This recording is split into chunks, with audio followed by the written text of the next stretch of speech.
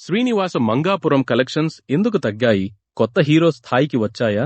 కృష్ణగారి మనవడు స్థాయికి వచ్చాయా? లాభమా నష్టమా?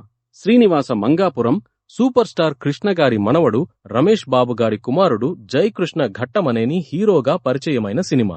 జూలై 30ని ప్రేక్షకుల ముందుకు వచ్చిన ఈ సినిమాపై మొదటి నుంచి ఆసక్తి ఉంది. ఇప్పుడు సినిమా కథ, నటన, రివ్యూ గురించి కాదు, కేవలం కలెక్షన్స్ లెక్కలు మాత్రమే చూద్దాం. అసలు శ్రీనివాస మంగాపురం ఎంత కలెక్ట్ చేసింది? సినిమాకు ఎంత బడ్జెట్ పెట్టారు? లాభాల్లోకి వెళ్ళిందా? నష్టాల్లో ఉందా? అంతేకాదు, ఒక కొత్త హీరోకు రావాల్సిన కలెక్షన్స్ వచ్చాయా, లేక కృష్ణగారి మనవడు రమేష్ బాబు కుమారుడు అనే స్థాయికి తగ్గ కలెక్షన్స్ రాలేదా? అసలు కలెక్షన్స్ ఎందుకు తగ్గాయి? పబ్లిసిటీ లోపమా? కథ, దర్శకత్వం లోపమా? నిర్మాతలు ఇంకా ఎక్కువగా ప్రమోట్ చేయాల్సిందా, లేక విడుదల తేదీ ఎంపికలోనే తప్పు జరిగిందా? ఇప్పుడు ఒక్కొక్కటిగా చూద్దాం. ముందుగా కలెక్షన్స్ లెక్కలు. శ్రీనివాస మంగాపురం సినిమాకు సుమారు 20 కోట్ల రూపాయల బడ్జెట్ అయినట్లు ట్రేడ్ వర్గాల్లో అంచనాలు ఉన్నాయి. అయితే ఇది నిర్మాతలు అధికారికంగా ప్రకటించిన బడ్జెట్ అని చెప్పలేం. జూలై 30న విడుదలైన ఈ సినిమా మొదటి రోజు ఇండియా నెట్ కలెక్షన్ సుమారు 1.25 కోట్లు సాధించింది. ఆ తర్వాత కలెక్షన్స్ క్రమంగా తగ్గుతూ వచ్చాయి. రెండో రోజు నాటికి ఇండియా నెట్ సుమారు 2.1 కోట్లకు చేరినట్లు రిపోర్ట్లు వచ్చాయి. మొదటి వారం పూర్తయ్యే సమయానికి ఇండియా గ్రాస్ సుమారు 5.95 కోట్లు. రెండో వారంలో కూడా పెద్దగా పుంజుకోలేదు. ఆగస్టు 10 నాటికి 12 రోజుల పూర్తయిన రన్లో ఇండియా ట్రాక్ట్ గ్రాస్ సుమారు 7.19 కోట్లు. ఇక్కడ ఒక ముఖ్యమైన విషయం గుర్తుంచుకోవాలి. గ్రాస్ కలెక్షన్ మొత్తం నిర్మాతకు వచ్చే డబ్బు కాదు. థియేటర్ వాటా, డిస్ట్రిబ్యూటర్ వాటా, పన్నులు తదితర లెక్కలు ఉంటాయి. అందువల్ల సుమారు 20 కోట్ల బడ్జెట్తో తెరకెక్కిన సినిమాకు 12 రోజుల్లో వచ్చిన థియేట్రికల్ గ్రాస్ సుమారు 7.13 కోట్లు మాత్రమే అయితే, ప్రస్తుతం ఉన్న థియేట్రికల్ లెక్కల ప్రకారం సినిమా లాభాల్లో లేదని స్పష్టంగా చెప్పవచ్చు. అంటే శ్రీనివాస మంగాపురం ప్రస్తుతం లాస్లోనే ఉంది. అయితే ఓటీటీ, శాటిలైట్, డిజిటల్, ఇతర హక్కుల ఆదాయాన్ని ఇందులో కలపడం లేదు. మరి కొత్త హీరోకు ఈ కలెక్షన్స్ బాగానే వచ్చాయా? ఇక్కడే అసలు ఆసక్తికరమైన ప్రశ్న. ఒక సాధారణ కొత్త హీరో సినిమాగా శ్రీనివాస మంగాపురాన్ని చూస్తే మొదటి రోజు 1.25 కోట్ల ఇండియా నెట్ ఓపెనింగ్ పూర్తిగా షాకింగ్ నంబర్ కాదు. కొత్త హీరోకు మార్కెట్ లేకపోయినా ఒక కుటుంబ నేపథ్యం, అభిమానుల సపోర్ట్ ఉంటే ఇలాంటి ఓపెనింగ్ రావచ్చు. కానీ జయకృష్ణ సాధారణ కొత్త హీరో కాదు. ఆయన సూపర్ స్టార్ కృష్ణగారి మనవడు, రమేష్ బాబు గారి కుమారుడు. అందువల్ల ఈ సినిమాపై అంచనాలు కూడా సాధారణ డెబ్యూ హీరోతో పోలిస్తే ఎక్కువగా ఉండటం సహజం. అందుకే కొత్త హీరో ప్రమాణాలతో చూస్తే ఒక లెక్క, కృష్ణగారి మనవడు హీరోగా పరిచయం అవుతున్న సినిమా ప్రమాణాలతో చూస్తే మరో లెక్క. రెండో కోణంలో చూస్తే ఈ కలెక్షన్స్ ఆశించిన స్థాయిలో లేవనే చెప్పాల్సి వస్తుంది. మరి పబ్లిసిటీ తక్కువైందా? ఇది కూడా చాలా ముఖ్యమైన ప్రశ్న. జయకృష్ణను పరిచయం చేస్తూ విడుదలకు ముందే ప్రత్యేక కార్యక్రమాలు నిర్వహించారు. అంటే ప్రమోషన్ అసలు చెయ్యలేదని చెప్పడం సరైంది కాదు. కానీ ఒక కొత్త హీరోను పరిచయం చేయడానికి ప్రమోషన్ చేయడం ఒక విషయం.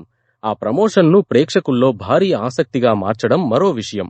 కృష్ణగారి మనవడు హీరోగా వస్తున్నాడంటే కృష్ణ అభిమానులను మాత్రమే కాకుండా రమేష్ బాబు అభిమానులను, మహేష్ బాబు అభిమానులను, మొత్తం ఘట్టమనేని అభిమాన వర్గాన్ని ఇంకా బలంగా టార్గెట్ చేసి ఉంటే ఓపెనింగ్స్ మరింత పెరిగేవా?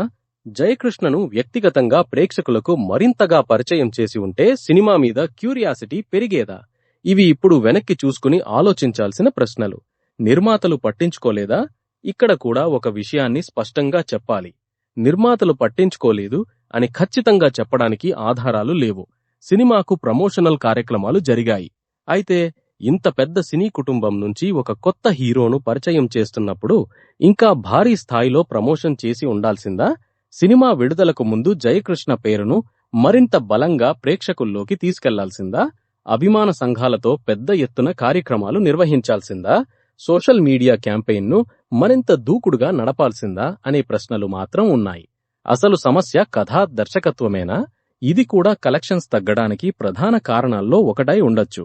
ఎందుకంటే పబ్లిసిటీ ప్రేక్షకుడిని మొదటి రోజు థియేటర్కు తీసుకురాగలదు. కానీ సినిమా బాగుందని ప్రేక్షకుడు భావిస్తేనే రెండో రోజు ఇంకొక ప్రేక్షకుడిని థియేటర్కు తీసుకొస్తాడు. శ్రీనివాస మంగాపురం విషయంలో ప్రేక్షకుల స్పందన మిశ్రమంగా కనిపించింది. జయకృష్ణ నటనను, కొన్ని యాక్షన్ సన్నివేశాలను ప్రశంసించిన వారు ఉన్నారు. అయితే కథ, స్క్రీన్ ప్లే, దర్శకత్వంపై మాత్రం మిశ్రమ అభిప్రాయాలు వచ్చాయి.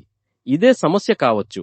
మొదటి రోజు అభిమానులు వచ్చారు, కానీ వర్డ్ ఆఫ్ మౌత్ బలంగా లేకపోతే రెండో రోజు నుంచి కలెక్షన్స్ పడిపోవడం సహజం. అందుకే కేవలం పబ్లిసిటీ లోపమే కారణమని చెప్పలేం. కంటెంట్ కూడా కలెక్షన్స్ ను ప్రభావితం చేసి ఉండొచ్చు. విడుదల తేదీ కూడా తప్పిదమేనా? ఇప్పుడు మరో కీలకమైన అంశం. జూలై 30న శ్రీనివాస మంగాపురంతో పాటు spider man brand new day కూడా విడుదలైంది. ఒక కొత్త హీరో సినిమా, అదే సమయంలో ప్రపంచవ్యాప్తంగా భారీ క్రేజ్ ఉన్న స్పైడర్ మ్యాన్ ఫ్రాంచైజీ సినిమా. ఇలాంటి పోటీ సహజంగానే కొన్ని థియేటర్లలో, ముఖ్యంగా మల్టీప్లెక్స్లు అర్బన్ ఆడియన్స్ విషయంలో ప్రభావం చూపే అవకాశం ఉంది. అయితే స్పైడర్ మ్యాన్ ఒక్కటే శ్రీనివాస మంగాపురం కలెక్షన్స్ తగ్గడానికి కారణమని చెప్పడం మాత్రం కరెక్ట్ కాదు. ఎందుకంటే సినిమా మీద ప్రేక్షకుల్లో భారీ క్రేజ్ ఉంటే పోటీ సినిమా ఉన్నా కూడా తన మార్కెట్ను సినిమా సాధించగలదు. అందువల్ల విడుదల తేదీ ఒక మైనస్ అయి ఉండొచ్చు. కానీ అది ఒక్కటే కారణం కాదు. మరి అసలు కారణం ఏమిటి? ఇప్పుడు అన్ని అంశాలను కలిపి చూస్తే శ్రీనివాస మంగాపురం కలెక్షన్స్ తగ్గడానికి ఒకే ఒక్క కారణాన్ని చూపించడం కష్టం. ప్రమోషన్ మరింత భారీగా ఉండాల్సిందా? కావచ్చు. నిర్మాతలు మరింత దూకుడుగా మార్కెటింగ్ చెయ్యాల్సిందా? చర్చించవచ్చు. కథ, స్క్రీన్ ప్లే ప్రభావం చూపించాయా? అవకాశం ఉంది. దర్శకత్వం ప్రేక్షకులను పూర్తిగా కనెక్ట్ చెయ్యలేకపోయిందా? ఇది కూడా ఒక కారణం కావచ్చు. స్పైడర్ మ్యాన్ పోటీ ప్రభావం చూపిందా? కొన్ని కేంద్రాల్లో ఉండొచ్చు.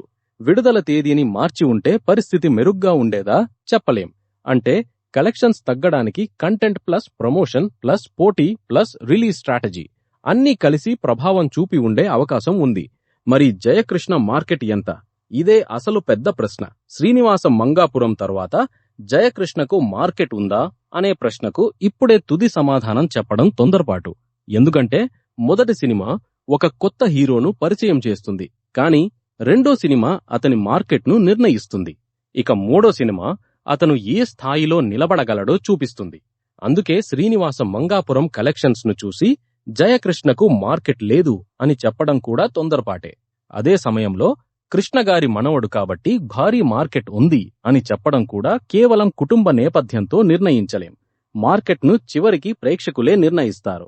తుది లెక్క సుమారు 20 కోట్ల బడ్జెట్ అని చెప్పబడుతున్న సినిమాకు 12 రోజుల్లో సుమారు 7.13 కోట్ల ఇండియా ట్రాక్ట్ గ్రోస్. థియేట్రికల్ గా చూస్తే ఇది ప్రాఫిట్ కాదు, ప్రస్తుతం లాస్ లోనే ఉంది.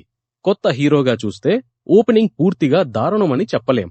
కానీ సూపర్ స్టార్ కృష్ణగారి మనవడు రమేష్ బాబు కుమారుడు జయకృష్ణ డెబ్యూ సినిమాగా చూస్తే మాత్రం ఈ కలెక్షన్స్ ఆశించిన స్థాయిలో లేవనే చెప్పాలి.